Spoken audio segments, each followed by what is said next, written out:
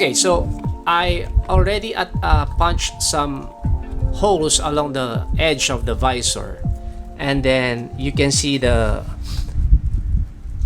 foam is exposed along every hole.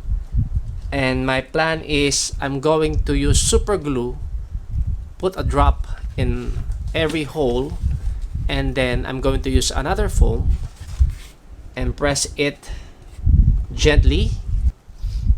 So I'm going to sandwich the visor between two foams.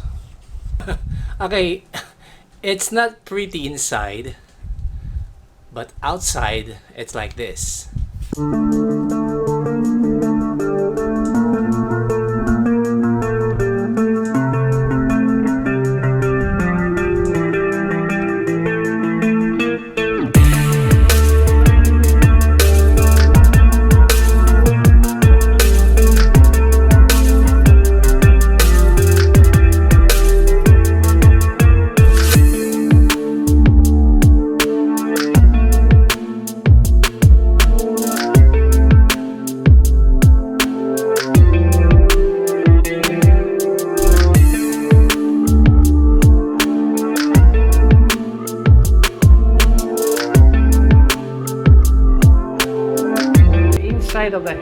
is like this.